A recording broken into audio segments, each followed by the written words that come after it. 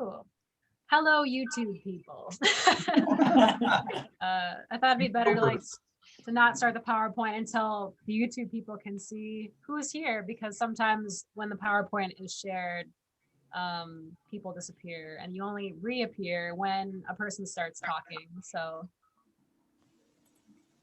boop. Can everyone see the PowerPoint? Oh, Yes. Great. Cool. So our topic for this evening, what is Sabbath and who has time for it? Once again, we are not going to so much answer the who has time for it, but just sort of delve into some things about Sabbath. So where we're going over the course of this presentation, we're going to talk about what traditional Sabbath or Shabbat, which is the Hebrew word, what does that look like for Jewish people? What do Christians believe about Sabbath? We'll think about some personal experiences that we've had with Sabbath and our understandings of it. And we'll have a mini Sabbath practice with Pastor Trudy, and also some more suggestions on how to keep mini Sabbath, because we recognize that observing a full day maybe is a bit ambitious for some people. So we'll try to give some insights there. So to start us off, a primer question: what does remember the Sabbath day and keep it holy mean to you? So that should be familiar. That is the third commandment in the Big Ten. So what does remember the Sabbath day and keep it holy mean to you?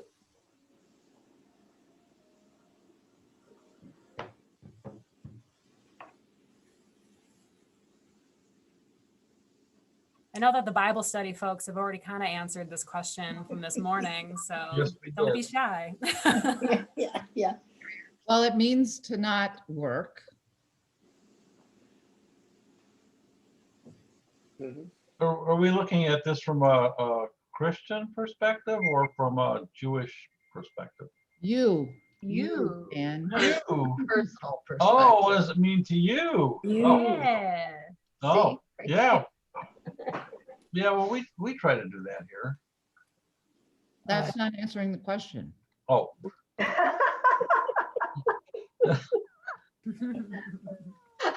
it's a day for reflection, a day for worship, a day for some people for playing golf. You know, it depends on your idea of recreation. And also a day of rest. A day of rest, Mhm. disengage from daily life, so sort of. Mhm. A day of rest, but a day for remembering why Mhm. we rest. And Right. because God rested and then, said, I'm making holy this day on which I rested.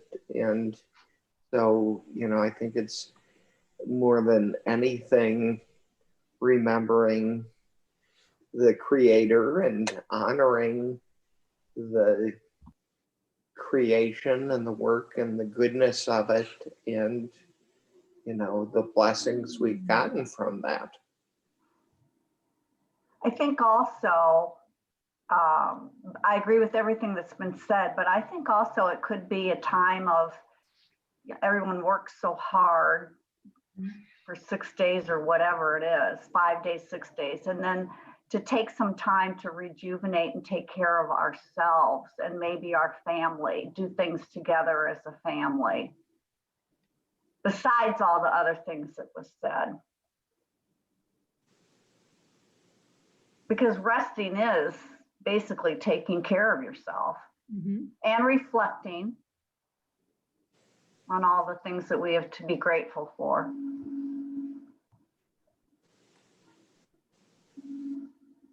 It's an opportunity for me to gather with the community of people who are there for so many different reasons, all seeking something.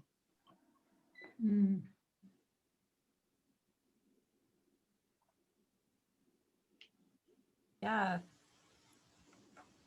I think that what the rest of this presentation says is not going to surprise any of you then, because I think that you have a really good understanding of Sabbath in general. Sorry for the loud squeak of my wet shoes. It's to not work. It's to reflect and worship, rest, remember why we rest. The creator, the creation, the blessings in between, rejuvenate with family and on your own, and to gather with a community. So I don't think that maybe there'll be some things that still surprise you. There's still some things that aren't reflected in this question that we'll talk about, but it's a good groundwork. You already have a really good understanding of like, what does it mean? So moving forward, I think, oops. Yes, sorry, there was a lag. So we'll start by talking about what is Sabbath or Shabbat according to the Jewish tradition. So of course, as we're going to talk about the Jewish tradition, the Christian tradition, we know that there's no perfect standard. Like not all Jews live into Sabbath in the way that I'm going to describe. And not all Christians live into Sabbath in the way that will be described in the Christian section. We all have varying degrees of observance of this. So this is sort of like what the tradition says, but not so much how everyone lives into it. So defining Sabbath and Shabbat. Sabbath or Shabbat means to cease or desist, to rest. And the big two things that the Sabbath day recalls is something that Todd already said, that God rested on the seventh day of creation. So we recall Genesis 2:1-3, where it says, God rested on the seventh day, ceased from creating, and hallowed the seventh day, making it holy. And the other event that the Sabbath recalls, which I didn't know, is that it recalls God freeing Israel from slavery. So as you can probably guess, slaves don't have days off. They aren't given time to be their own person and do what they want. So to observe a Sabbath day where you don't have any work is to remember that you are a free person. You are free. There's nothing imposed on you. You are free to live, move, have your being. Traditional Shabbat takes place over a 25-hour period. It starts just before sunset on Friday and ends just after sunset on Saturday. And it is designated as holy time. And I think that that's an interesting thing. Heschel, Abraham Heschel, I think that's his name. Yes. Yeah. Mentions in his book called The Sabbath, its meaning for modern man, that one of the distinguishing things about Judaism is that God calls holy, first and foremost, not a place, not a thing, but a time.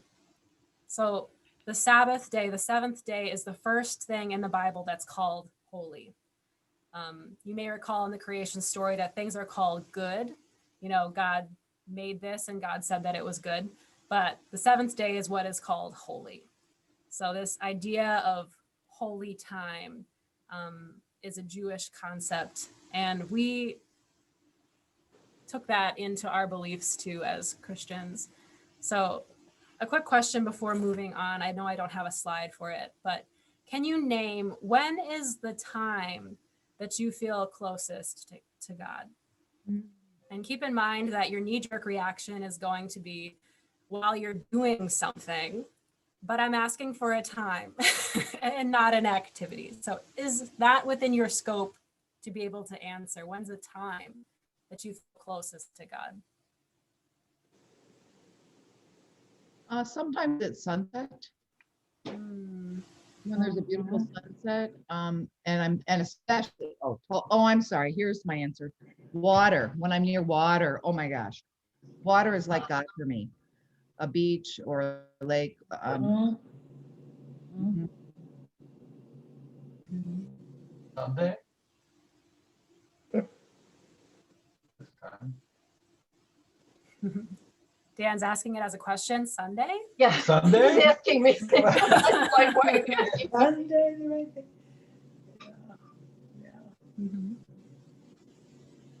For me, I'm sorry, Carol, were you talking? No. No. For me, I feel closest at night when I say my evening prayers. In the nighttime, drawing close to God. Yeah. I feel closest probably in the morning when I wake up and I realize I've been given another day and all the people that are around me. And also in the morning, I spend a lot of time in prayer. So I feel closest at that time. Mm.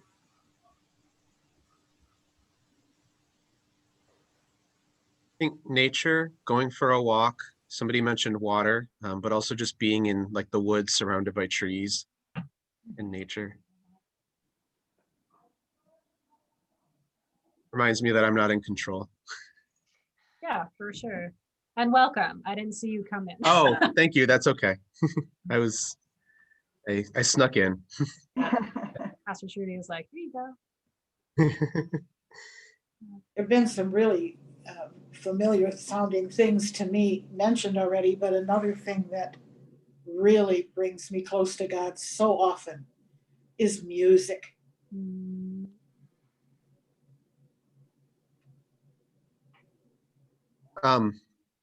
Worship. When I'm worshiping with the body, I really love sort of the order of worship at church. And I would say too, I mean, there are also messages, sermons that really bring me that sense of rest and Sabbath. And yeah. In fact, I would say, and not to, I guess, put undue pressure on you, Vicar Amber, but the sermon that you preached on the 17th, I felt a little bit of that as well when I listened to that. So thank you. Well, good. That's what a pastor wants to hear, even in it. That's meant something, curated something. So yep. And don't take that personally, Pastor Trudy. No worries. The holy time. It's hard to think of it as a distinct thing from like what we're doing when, but it's important that it's like, it's a time. It's not a thing, a place, but time.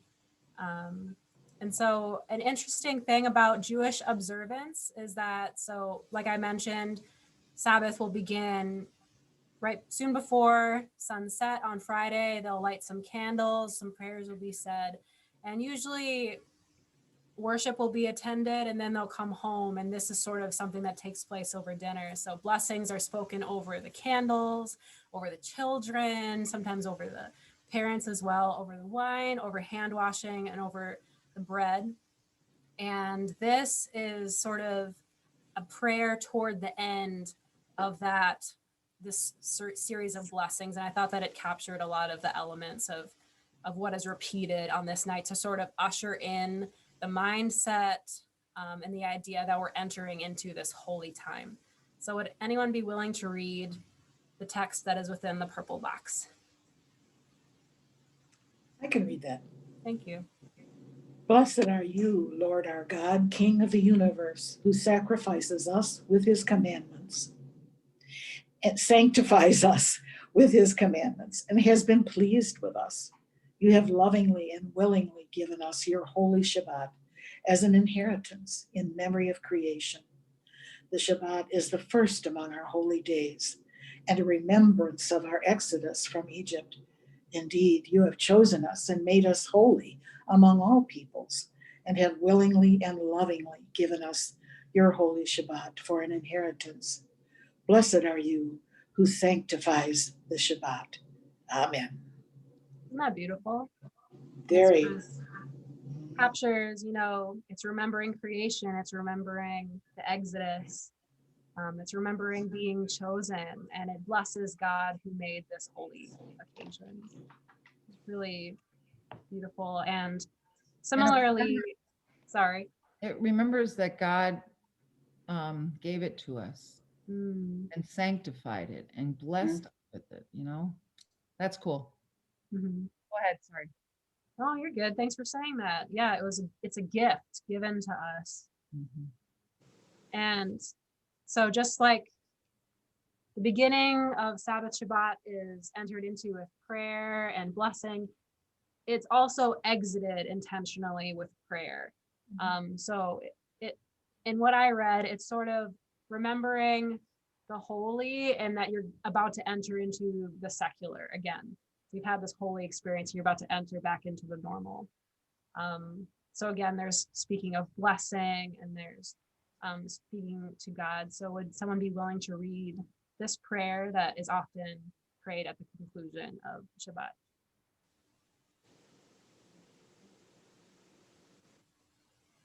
I can.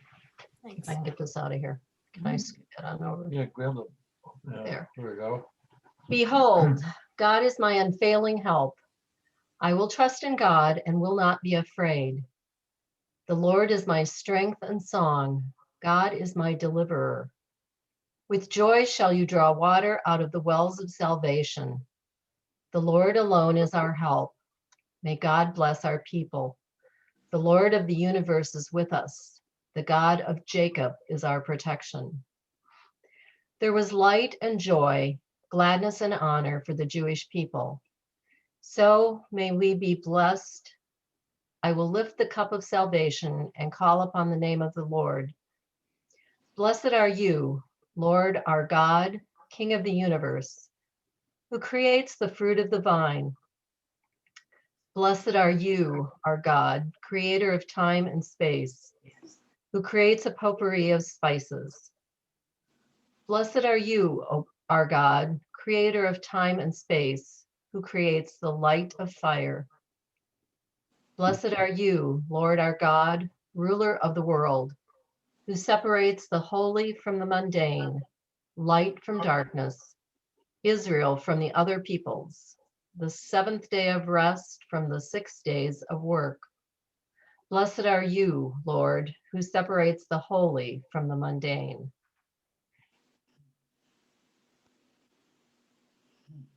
Does that prayer remind you of anything, or what stuck out to you about that?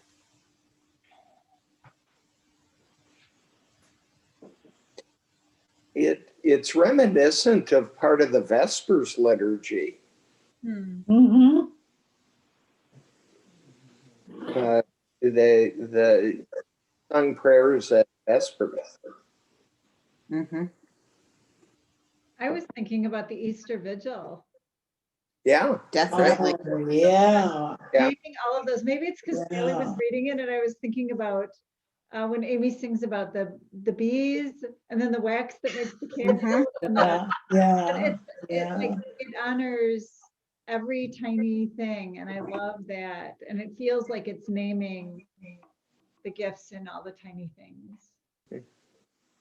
Yeah, I would like to put this in my stash. Right.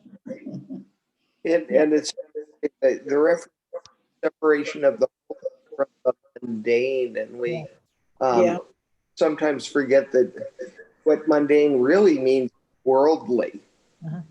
You know, the same root as mundi in Latin, of the world. And that it's an interesting distinction, the celebrating holy from worldly, but it fits the day of rest being separated from the 6 days of work as well, work being of the world. So is that creating a potpourri of spices in our evening prayer or Easter vigil? Because I really like that line. Yeah. Not that one I don't remember.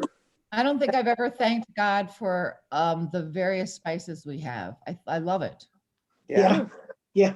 It's speaks loudly.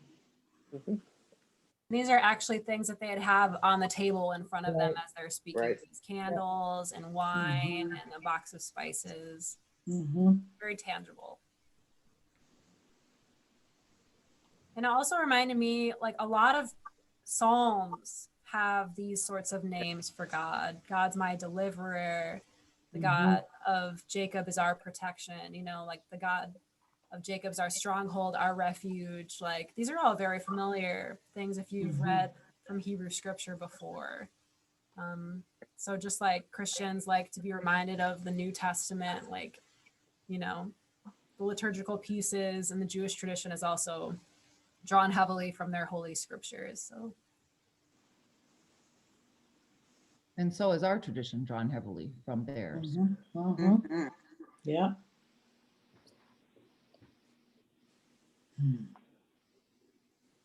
gone and concluded with prayer. And now we get into the nuts and bolts of like what people usually think of when they think of Sabbath. And in terms of Jewish tradition is like what's not allowed, which we know already from what we've talked about, that Jewish observance of Sabbath is not simply dwelling on what's not allowed. But it's good for us to call to mind what are some of those things. It's interesting. So traditionally, there are 39 prohibited tasks, and it was also mentioned in the article that I read that tools associated with these tasks are also usually considered to be something that you shouldn't come in contact with on the Sabbath day. So like a hammer or what you use for sewing, plowing. So I'll just read through this list fast, and you can kind of do some assembling, like what do these things have in common? Because they're like subcategories of things.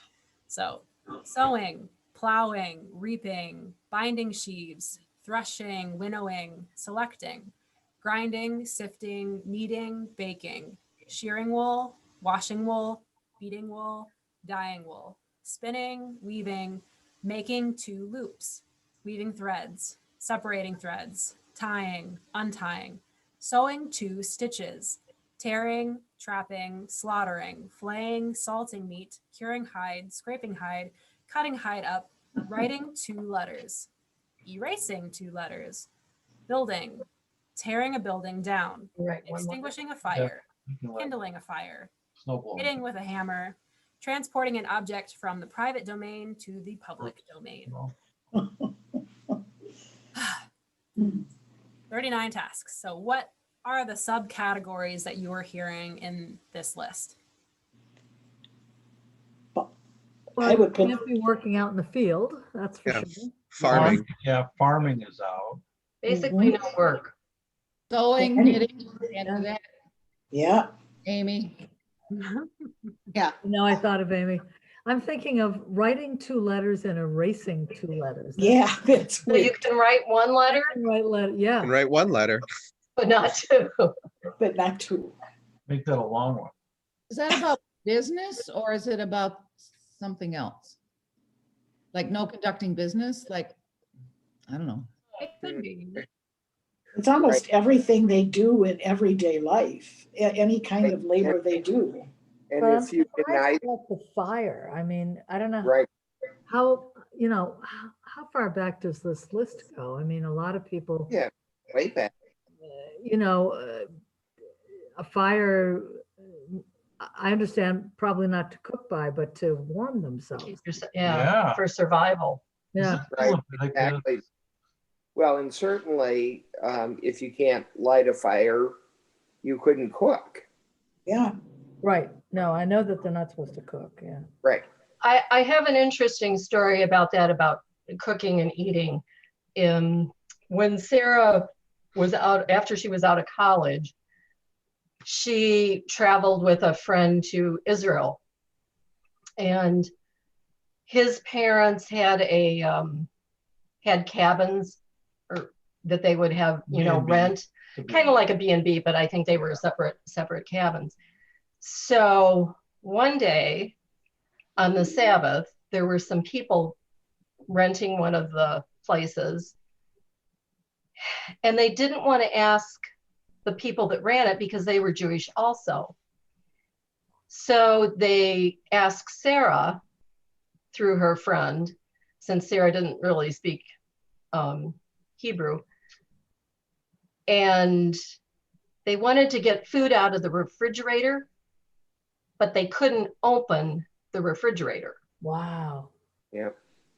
So right. Sarah, you know, thought, oh, I can do this. You go down and open it. And then it dawned on her that they couldn't close it either. Yeah. Because the light goes on and off in the refrigerator. Right. Yeah, and modern, you can't turn a light on or off. You could ride in an elevator, but you can't push the buttons. That's interesting. Yeah. What does the light going on and off have to do with It it? was doing work. It's the Oh. work. It's kindling a fire. So what she did is she took a piece of Kindling a tape fire, and yeah. taped the thing down. So it couldn't come on and off. There you go. And she got away with it because she was a Christian. Right. She didn't know any better. Animals can be taken care of. So you can feed, Yeah. looks like you can Mhm. feed chickens and Yeah. cattle and milk cows. Yeah, slaughter or Gather cook eggs them. maybe even, but I think that's kind of an interesting thing. And your Mhm. something about bees. Yes, Yeah. you can take care of your bees too. There you go. Although the bees probably deserve a Sabbath, but They get Yeah, one. they don't stop. They work hard. Yeah, the interesting thing with speaking of like the electricity of the light bulb, usually like kindling a fire is extrapolated to refer to electronic usage. So like Mm. using a phone, using the elevator, using a car, like that's all kindling a fire.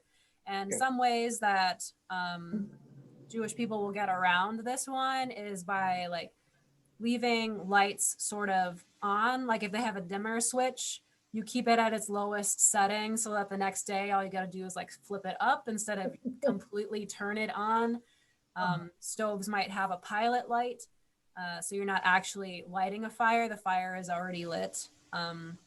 Hank mentioned having a Sabbath oven that like will automatically start on the Sabbath so that he won't like have to, not that he wants it to, but there's just ovens that do that. So there are technological ways to get around Huh. a fire. Or like some people will unscrew the light bulb within their refrigerator before Sabbath so that they don't have to worry about it coming on and off.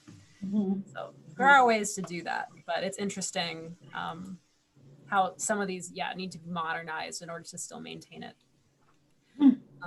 You may notice at the top of the list that I put an asterisk Right. at the end I was of looking for that. So Yes. what does that mean? 39 prohibited tasks. And the asterisk is to say these are prohibited except all of these can be violated in order to save a life. Aha. It should not be expected that you will maintain these if someone is in danger. So there are, I can't remember if it's in like Leviticus or in one of the Toradic books that talks about like if an animal falls into something, you're allowed to take it out. Like you're not expected to just let something die for the sake of your own Sabbath observance. So it's okay. So when you hear it this weekend in the text where Jesus is asking the Pharisees, like, is it lawful to do what is good or to do what is bad on the Sabbath? To save a life or to destroy it? This is the answer. It's okay to save a life. Is healing the lame okay? Well, I think that, Jesus extrapolates to say, like, what does it look like to save? Does a person need to be at death's door to step in?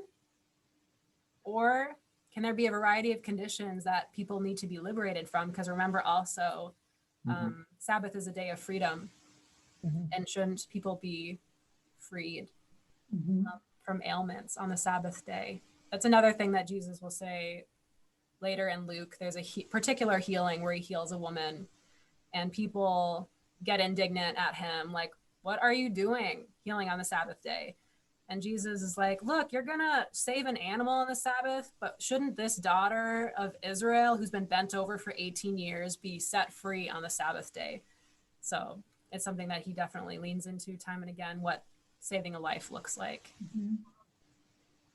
And So tie about, the Sabbath being about liberation from slavery. Yeah, what does it look like to be bound? That was another question we asked in Bible study today. Like, what does bondage looks like? And from that, what does freedom look like?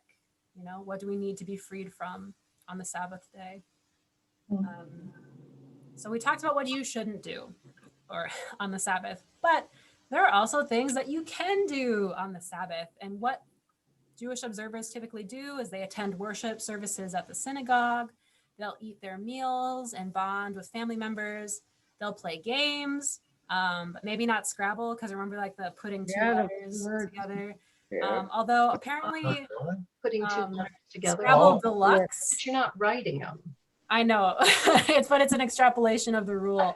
Yeah. Scrabble Deluxe that has like those little ridges that are between tiles, like apparently that's okay. Oh. Yeah, isn't that interesting how you can get around those rules if you want to? You could read a book, you can have devotional time, you can rest or nap. So the point is that you are allowed to engage in activities that are nourishing to you, that promote rest, relaxation, fun, celebration, joy. So that's, I don't know, that's putting it in the positive sense instead of the negative, right? Sabbath is about what you are freed to do and less about like what you shall not do. And we'll deal with that in Sunday's sermon a little bit, but not quite right now. So we're about to transition from Jewish observance of Sabbath to Christian tradition. Are there any lingering comments for what we just discussed or questions? You mentioned that when you started going through that, you had said that it's not what every Jewish believes or practices, but it's sort of a general sort of overarching. Are there traditions that are more strict and less strict in regards to these rules? Or is the 39 kind of as strict as you go, and then you kind of back down and become less strict as it goes?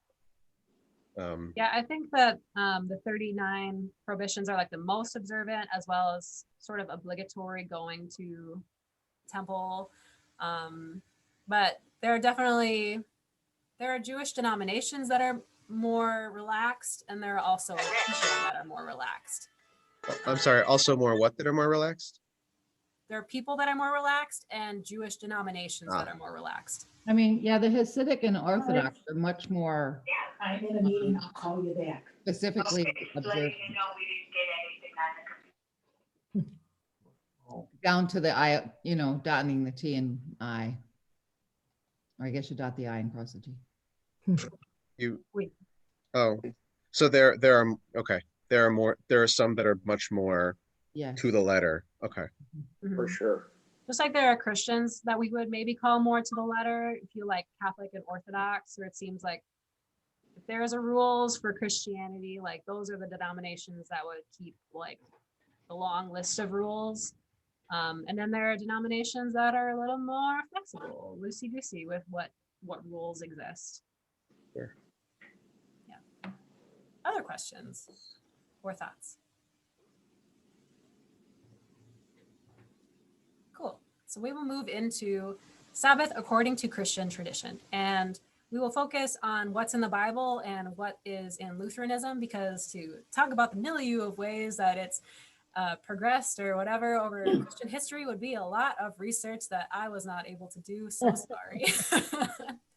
So how does the New Testament speak of Sabbath? An interesting thing is that the New Testament will define some Jewish concepts for the sake of Gentile readers. I don't know if you've noticed that, like there are some Hebrew words and it says, this means this. And that's for the sake of Gentiles that might not know what this observance is. But what's interesting about Sabbath is that it isn't a custom that is defined within the scripture itself. So that leaves us to wonder, is it a custom that the listeners are familiar with, so it needs no explanation? Or is what is said about Sabbath in the New Testament meant to instruct the listeners on what it is? So what we know about the New Testament, or what we know about Sabbath from the New Testament, is it's a consistent day of observance. It's observed by Jewish people. Some of it, at least some of it, occurs in synagogues, in group settings. As Jesus shows, it can be a day of healing. It's a day of teaching. I think that's about all, like, that we get sort of by observing, like, whenever Sabbath is mentioned, what's happening around it. Except for the point where Jesus is taking a walk in the grain fields on the Sabbath, then you might wonder, like, well, what is he doing strolling in nature on the Sabbath. I don't get it, but some things can be inferred just by what is said. Jesus and his disciples seem to follow Sabbath. Most Sabbath days, you can find Jesus and his disciples in the synagogue teaching and being watched by the religious leaders. And also, it's interesting that after Jesus' death, we know that the reason why he's kind of quickly put into his tomb and taken down from the cross is that the followers of Jesus needed to observe the Sabbath. The Sabbath was approaching, so Jesus needed to be quickly entombed. And then they only came back later once the Sabbath was over to tend to the body. So his followers were observing Sabbath in that sense. But there are some interesting things to notice. Jesus is accused of violating Sabbath on multiple occasions, usually while he's healing people. I already mentioned a couple of them that are found in Luke. So we wonder, like, so is healing okay? Is healing not okay? According to Jesus, it definitely is. In Mark, we hear the Sabbath was made for humankind and not humankind for the Sabbath. So the Son of Man is Lord even of the Sabbath. So we hear sort of a loosening of Sabbath, even though there is a saying that says the Sabbath has kept Israel more than Israel has kept the Sabbath. So there's this understanding in Judaism as well that the day tends to the person and not so much the person attending to the day, but it's reflected here in Jesus' words. The only time where we hear it kind of overtly denounced in a way is, well, it's not even denounced, but sort of spoken of in an interesting way, is in Colossians, where it says, therefore, do not let anyone condemn you in matters of food and drink or of observing festivals, new moons, or Sabbaths. So that's the only letter that will mention Sabbath, is this little mention here. And what may be going on there, and also in other sort of, in the Gospels, is that Sabbath was a Jewish, distinctively Jewish practice. So it wasn't something that was commonly enacted by like non-Jewish people. And, you know, the gospel writers are aware that their people are prominently Gentile, and Paul does a lot of talking in his letters about how you don't need to become Jewish first in order to become Christian. So there might be this sort of distancing to say, like, listen, you don't need to observe these Jewish festivals and things. You don't need to be circumcised or whatever in order to be a Christian. That's its own route. It may be what's going on there, but we're left to kind of wonder about. What was the Mark passage? You had mentioned that sort of idea, idea had shown up earlier in the scriptures. Well, that quote that I said is not in the Hebrew Bible. I don't know if it's in the Talmud or if it was from a Jewish scholar later. Okay. But I think it is to say that understanding exists within Judaism, that it's not the Sabbath. The Sabbath was made for humankind, not the humankind for Sabbath. Right. Okay. Yeah, I just didn't know if that meant that Jesus was quoting other Hebrew scripture. But if it was in the Talmud, maybe he was, because those are things that would have been known at the time as well. So right. He might have been quoting something that was already understood in Judaism, or that might have been a departure for him. It's hard to say which came first, the chicken or the egg. Yes. Okay. Thanks. Any questions about New Testament? Sorry.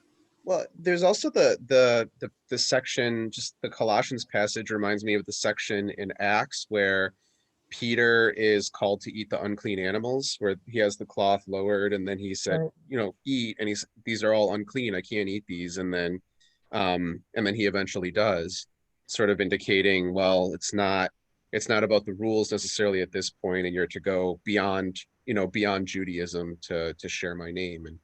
And so there's that story in Acts, which then obviously Paul kind of took forward and ran with, you don't need to become Jewish in order to be Christian, which, you know, sort of then Acts 15 with the Council of Jerusalem, and him and Peter even then kind of separating on that.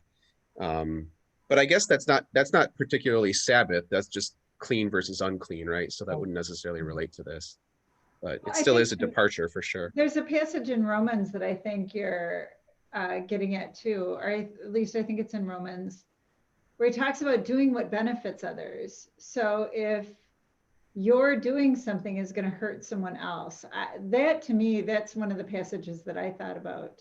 So again, it doesn't tie directly to Sabbath, but this idea of how we care for each other, that's part of this whole idea as well. If you're going to do something that hurts someone else. So. Yeah, it's also in First Corinthians. And Galatians is a good book to read if you want to hear that. You foolish Galatians, who told you to submit again to the yoke of slavery, right? Like, he's really like, okay, listen, folks, circumcision, like, you don't need to do it. And then in Corinthians, talking about observance that doesn't hurt another person. It's like, okay, if you're going to be at a banquet and there's food that's been sacrificed to idols, you can, in clean conscience, eat it. He's saying, like, there's nothing against eating it, even though it'd be something that's like not kosher because it's been sacrificed to idols. He gives permission to eat it, but he says, if there's someone near you that's going to take deep offense at this, or it's possibly going to wound their faith, abstain for their sake. So not because it's dictated under Christian freedom, but because for the sake of your neighbor, and so that their faith may come to have a stronger foothold. Yeah. Good points brought up. I like the concept of the Sabbath the intent of it is to ease our burdens, not give us more burdens, you know? I was just thinking, not to make it harder, it's to make our life better and easier. And that it should be part of our testimony. Yeah. So it's not like, look how I'm sacrificing for God. Look at this really difficult thing I'm doing. But look at how God wants us to have life. Yes.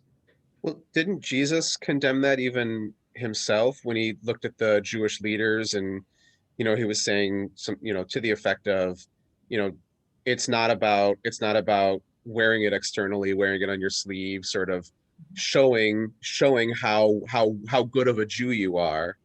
It's about you know, what you do for others, and it's about how you you know, it's not about sort of the outward appearance, it's about what's going on internally. Yeah, because that passage that's often read on Ash Wednesday, when we do show ourselves off with our black crosses, I mean, the passage is read, do pray in secret, don't stand on the street corners and proclaim. I find it ironic. That's the designated passage for that day. Yeah. Matthew 6 or something like that. Yeah, Matthew 6 is, I think, where that is. The Sermon on the Mount. Yeah. Shut your door while you're praying.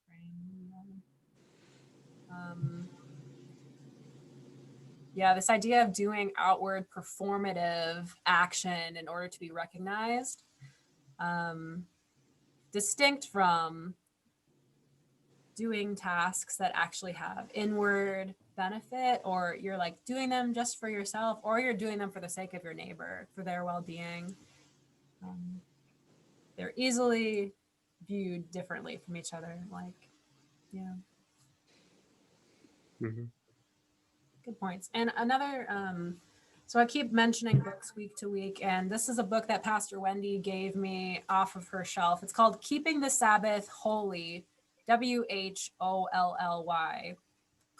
ceasing, resting, embracing, feasting. And it's a Christian take on Sabbath. So you'll hear her say, like, over and over again, she's like, do not let what I say be legalistic in any way. This is not prescriptive. You do not need to follow my words to the T. These are suggestions. on how you can observe this time. But I really like how over and over again she'll talk about the celebration of Sabbath. Like it's meant to be a release, a relief, you know, and it's meant to kind of give you energy to go back to your work. It's like you're resting and being satisfied. And it's something that you can look forward to, like toward the middle of your week, like Sabbath is coming, Sabbath is coming. I just got to get to there and then I'm free for a whole day. So it's meant to be celebratory and of benefit to you in the physical sense, the mental sense, the spiritual sense, a holistic way. So that's why it's keeping the Sabbath holy. But I think Abraham Heschel's The Sabbath is a good Jewish take if you would like to read it eventually. I have not, but the quotes that she pulls from it in here are really good. I had a professor in seminary who was an Old Testament scholar, and he loves Abraham Heschel. He has a book called The Prophets that is about the prophets, but it's an amazing take on what the prophets teach, but then also seeing it, you know, for him being a Christian scholar, seeing it in its context, and then how often the prophets do point to the message of Jesus, and just seeing it over and over and over again. And he really recommends it just for a good understanding of the prophets. And even though he's a Jewish author, it doesn't, you know, it still completely preaches Christ in it. So. I concur. Yeah. Really good. So we are going to move forward to a different theologian, one whom we should be very familiar with, and that is Martin Luther. So Martin Luther in the Small Catechism and the Large Catechism, as you may know from being confirmed in the Lutheran Church, if that is your story, he goes through the 10 Commandments, he goes through the Apostles' Creed, he goes through the Lord's Prayer, and he sort of walks by them line by line, and he will assign each of them what does this mean, so that it could be taught to, usually to children. It's like equipping parents to be able to explain the faith to their children and teach it easily. So this comes from the Small Catechism, the briefest explanation. Here's how he would answer our opening question: how do you honor the Sabbath day and keep it holy?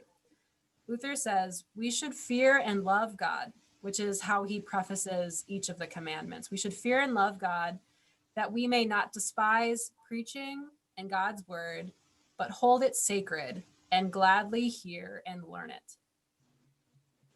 You should have that on the PowerPoint at the beginning of church, Pastor Trudy, each Sunday.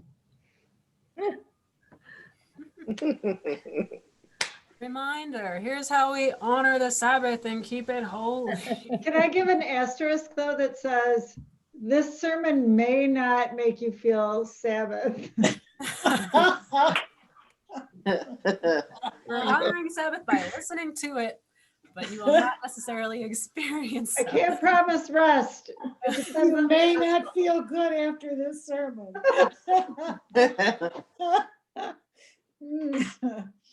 Yeah, but that's where the fear comes in, right? We are to fear and There love. you go. That we not despise preaching or God's word, but hold it sacred and gladly hear and learn it.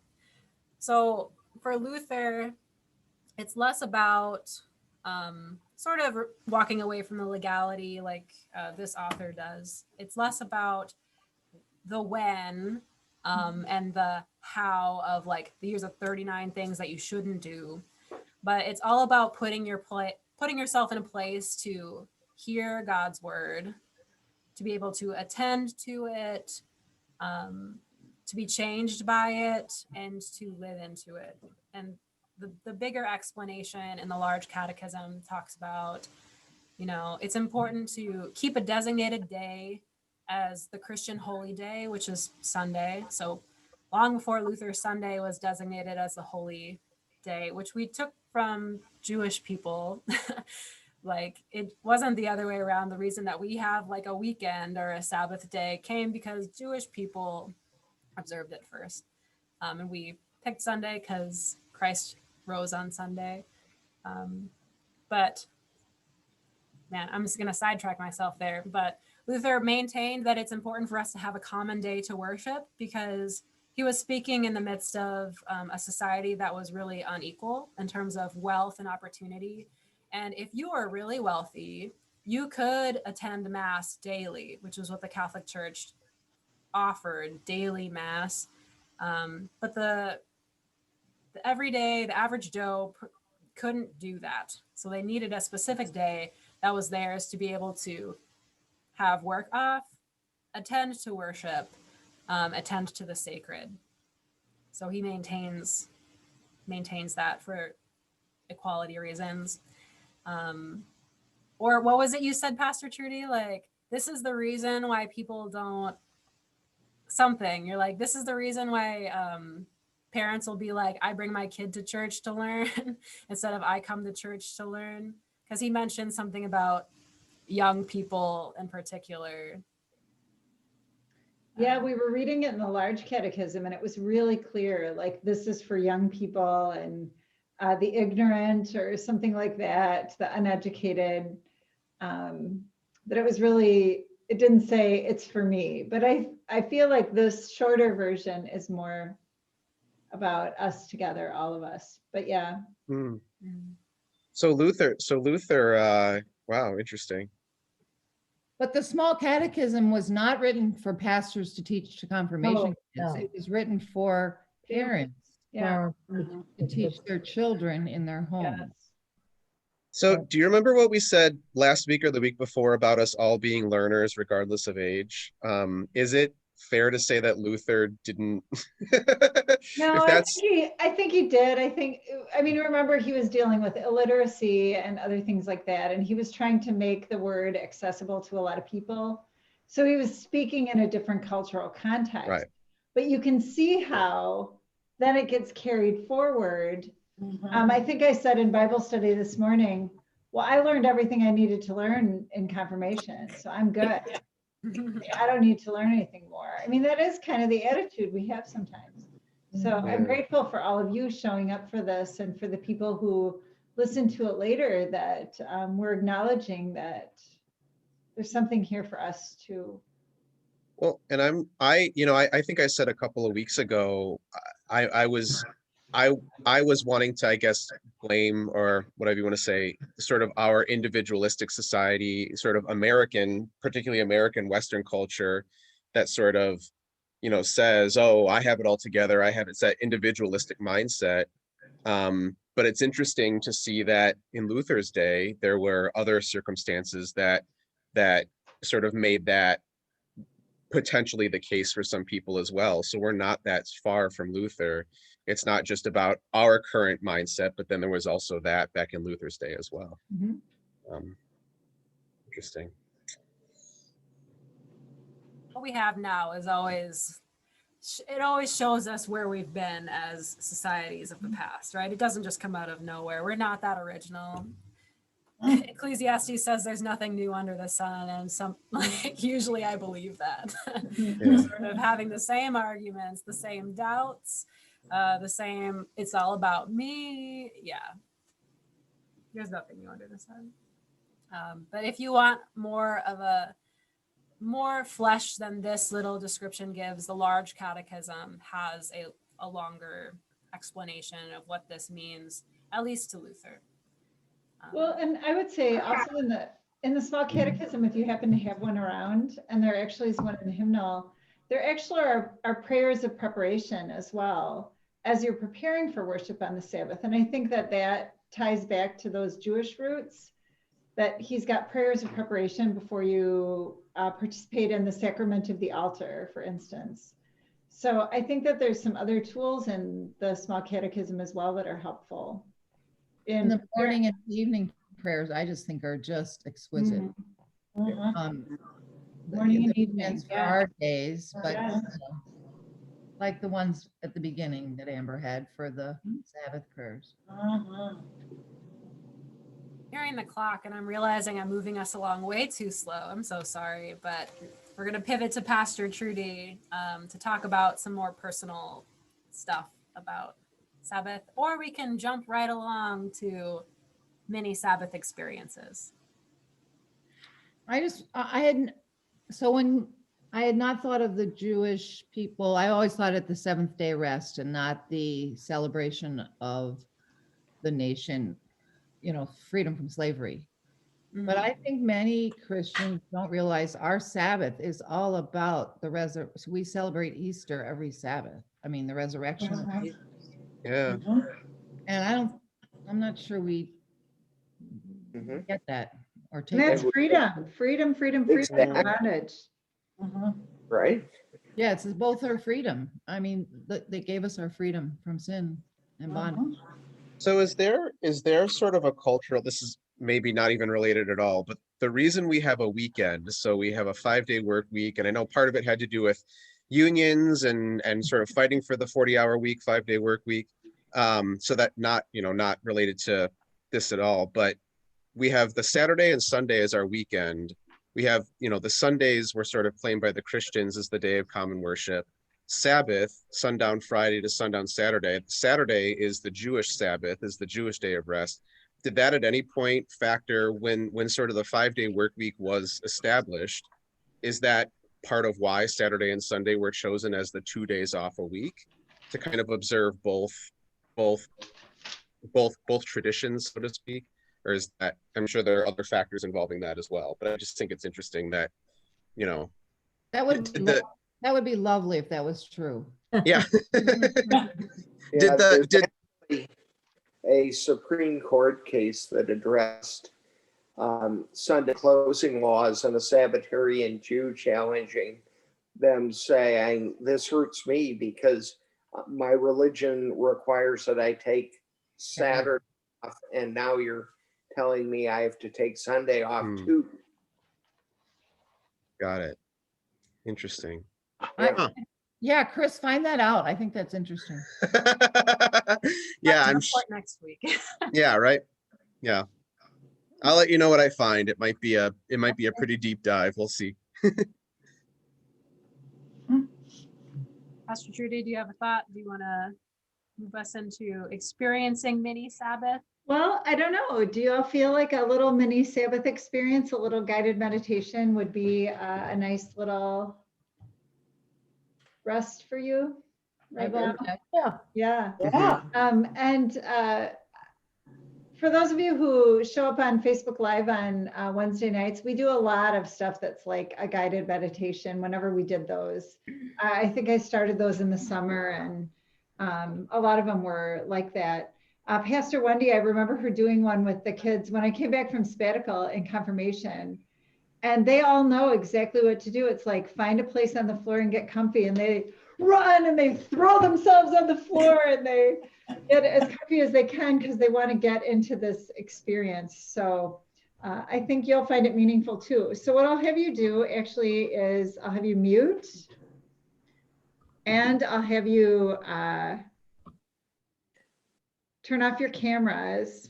And I'm going to put my camera on a candle. So I'm going to light a candle. Usually Vicar Amber and I set this all up for you, but I think the preparation is part of the fun when you're getting ready for a guided meditation. Do I have to watch or can I go away? You can do what you need to do, P-dubs. I mean, are you doing something where I need to watch? Well, I don't know. If you want to watch a candle, you can, but that's up to you. So, like I said, you do what's meaningful for you. There we go. I'm going to turn off my light.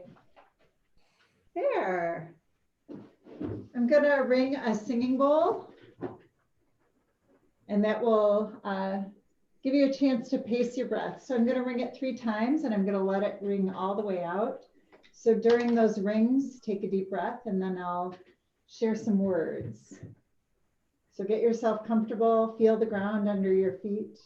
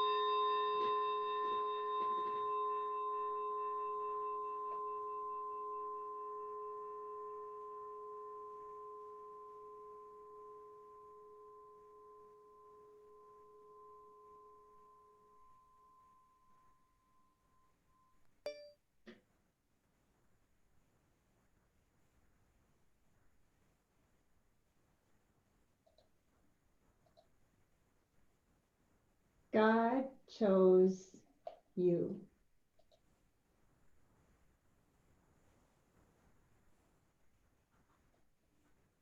God chose you for this moment.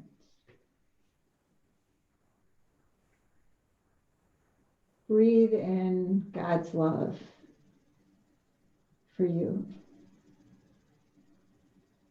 Breathe out all the expectations that other people put on you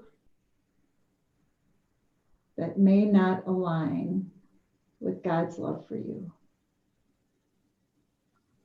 Breathe in God's love for you.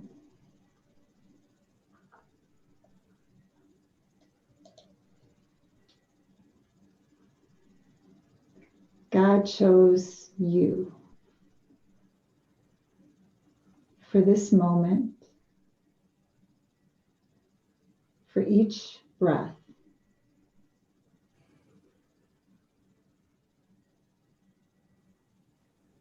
God chose you.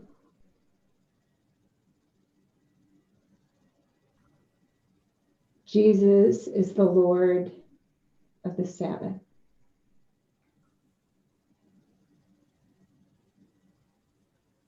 Jesus is the Lord of your life,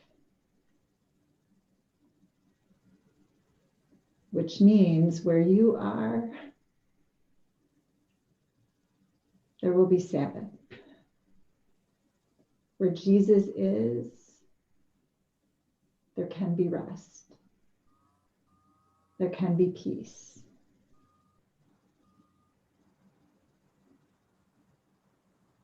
You have been chosen for this.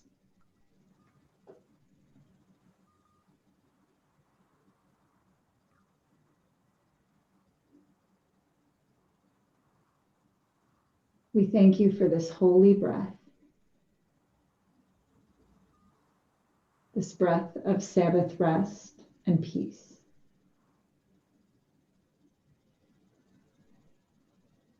We thank you for Jesus,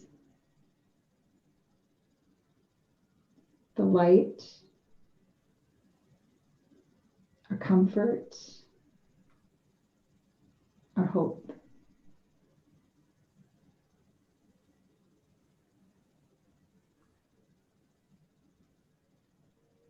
Breathe in God's love for you. And if your mind is spinning with all of the things you did today, the things that have been happening this week,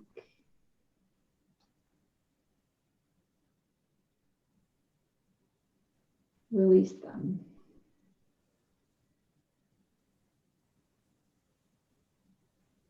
We are coming to the end of this day and we give thanks.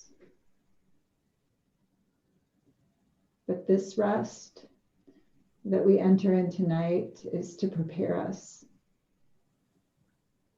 for tomorrow. Jesus is the Lord of the Sabbath.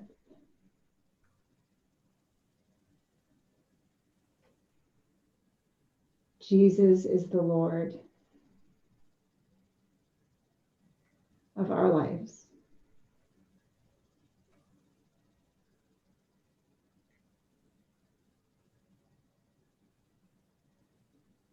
You are loved. You have been chosen for this.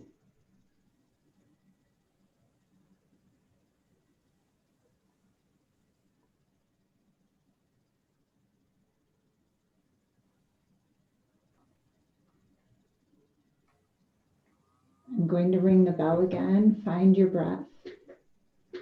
And after I've rung the third time, you can turn your camera back on slowly. But first, find your breath in the ringing.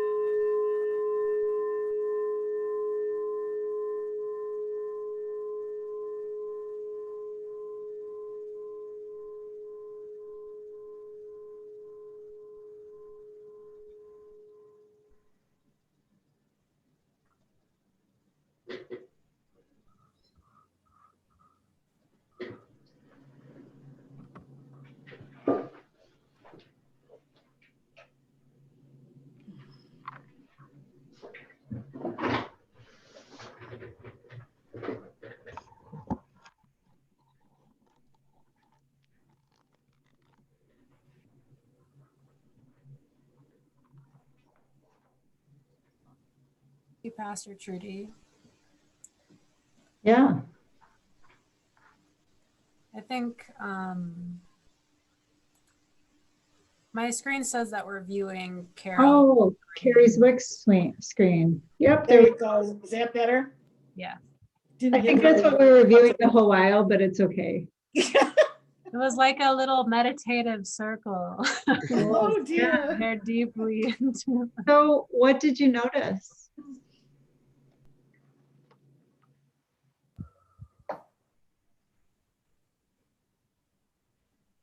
Peace.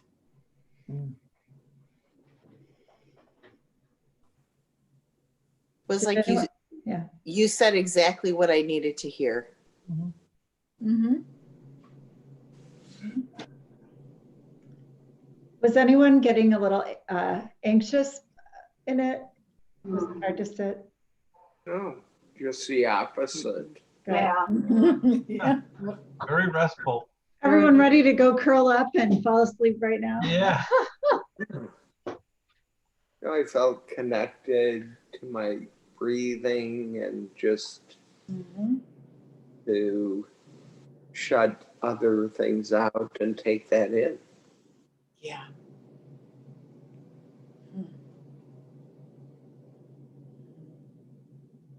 Good. Well done. Good job, everyone.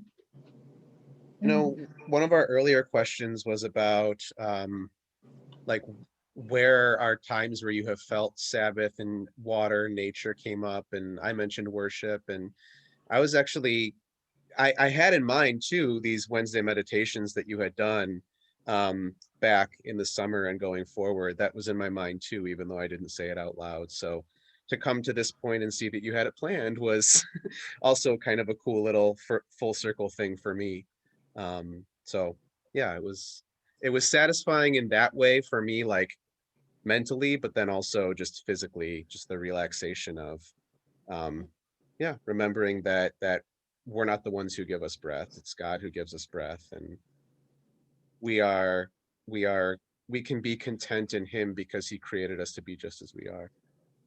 And to think that we can do it right where we are. We don't need to be in a different place. There's something about that for me. Yeah. As well, that even lighting a candle sometimes can make a big difference for me. It's not about the place, it's about the time, right? Ah, dang it. Nice, Holy nice, time. nice, There you nice. go. Nice tie in there. Yeah. Good segue. Segue to what? Like segue into, I don't know. We were gonna ask like what has been some of your Sabbath experiences and what gets in the way? So maybe that could be a closing question, or like, how does this conversation move you, like in how you, I don't know, does it stir any desire in you to do Sabbath practice or to find moments to curate that stillness or that call to mind the presence of God? Like, So I've been retired for 6 years. Has it been six years? And I find more time to do what we did today in different places at different times. Outside necessarily, well, in the summer, in the spring, outside working in the garden.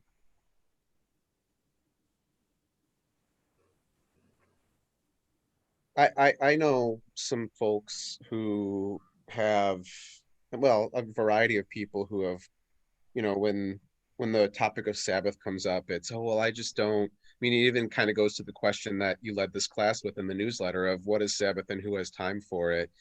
There are people who sometimes, if they don't have a day, you know, a lot of times it's going to church is their Sabbath, but sometimes people, they don't have a day or time, or especially if you're a pastor, I mean, Sunday's a work day for you. So when do you get your Sabbath?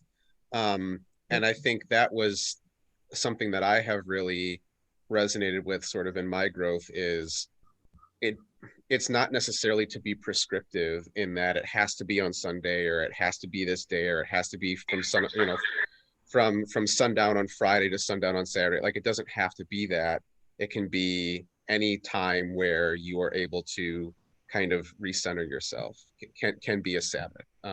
Just like, we just did a little mini Sabbath, and that was 10 minutes. But it was a Sabbath, even though it wasn't a full day. I think for me to get out of my head of what it says in the third commandment of remember the Sabbath day and to keep it holy, I allowed myself to get hung up on the day of, I don't have a whole day, but there are moments, and that can be just as valid. I don't know.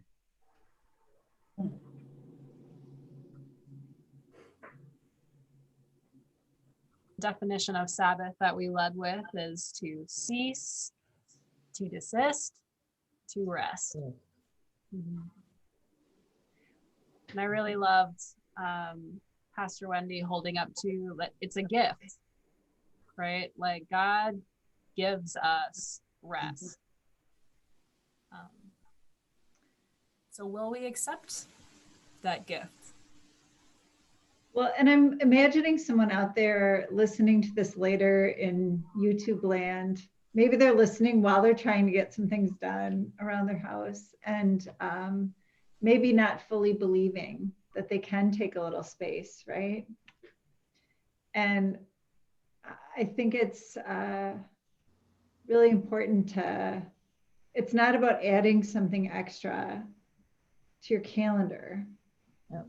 It's about bringing it into the things that you do in whatever way. And I can tell you 100% I'm a better pastor when I bring Sabbath into what I'm doing, rather than, I don't have time to rest or to reflect or whatever. Because believe it or not, we don't sit around all day and just wait, prayerfully consider things, although we should, right?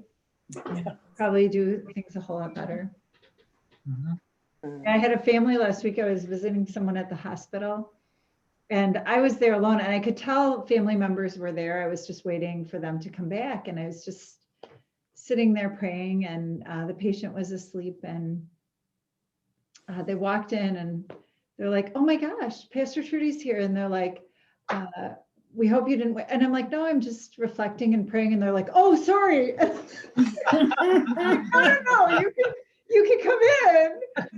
But it was like, but there is something about that, recognizing it as holy, that what if our lives were kind of lived like that, where we would be like, "Oh, you're having a holy moment and I should honor that." What if we did that to each other just in daily life? Mhm. I need it every time I have to get the cleaning supplies out and wipe things down again. Yeah, make that a little Sabbath practice. Yes. You have been yes. chosen for this, Carol. Yep. Chosen for this. You let that guy in here to do that job. Now clean up after him. As a retired person, it was very difficult. Mondays, as a pastor person, Mondays were my Sabbath, my day off. With quarantine, I have more time, Mhm. but I don't necessarily have more Sabbath. Mm. Night. Thanks, Amber. It's I don't know what I'll do with it, but it's just a reminder to make it more holy, to make time. Mhm. I don't know what I'm going to do with it. I'll let you know.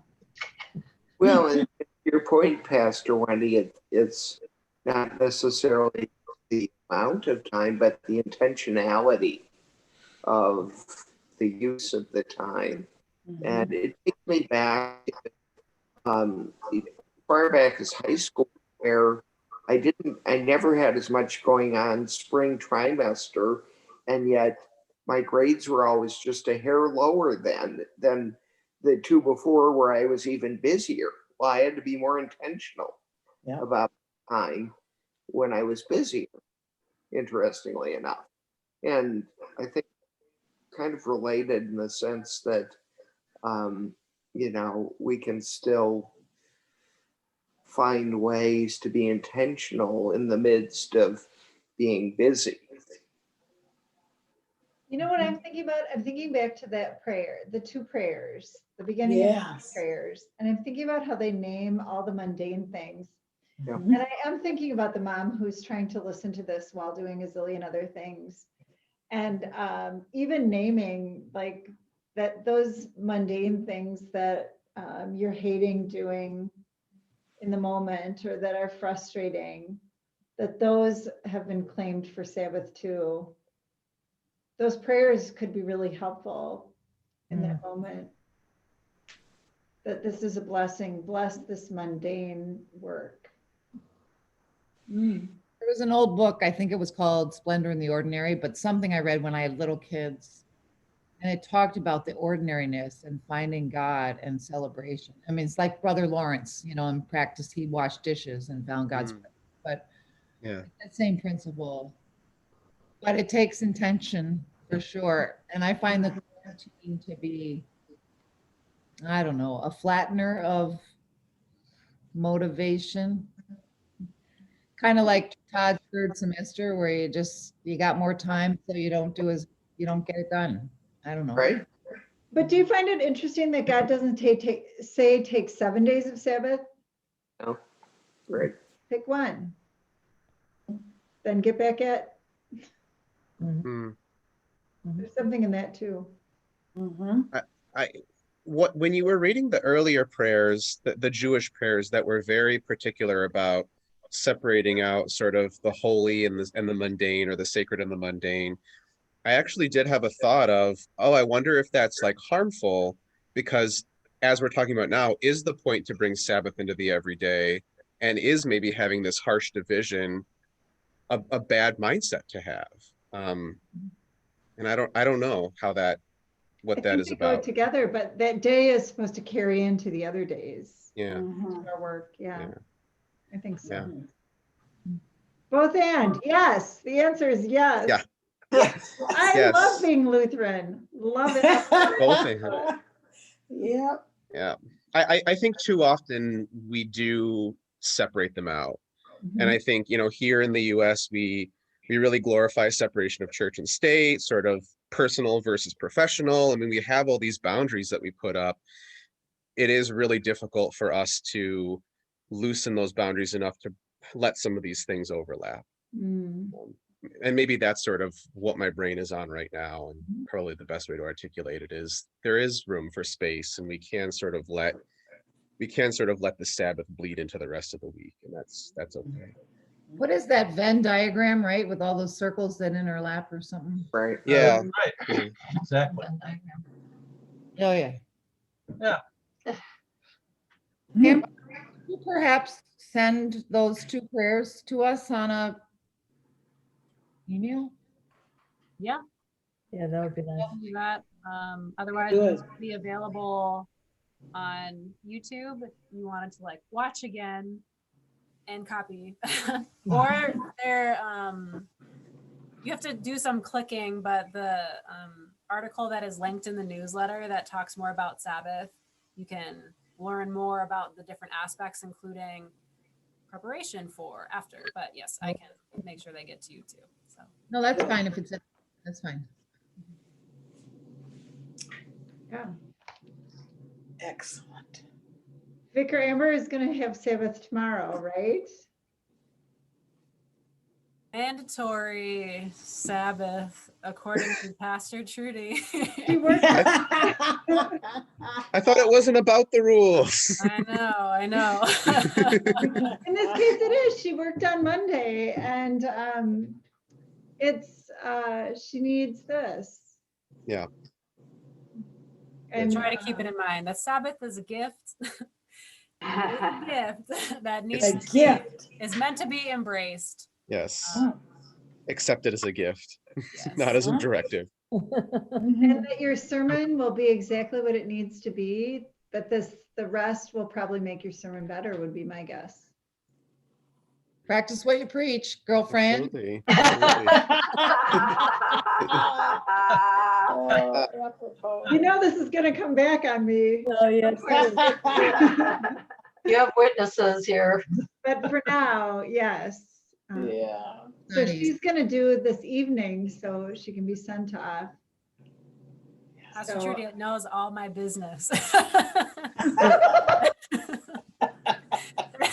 That's why she's my supervisor. Yeah. But before we get carried off into more places, thank you for engaging in this time.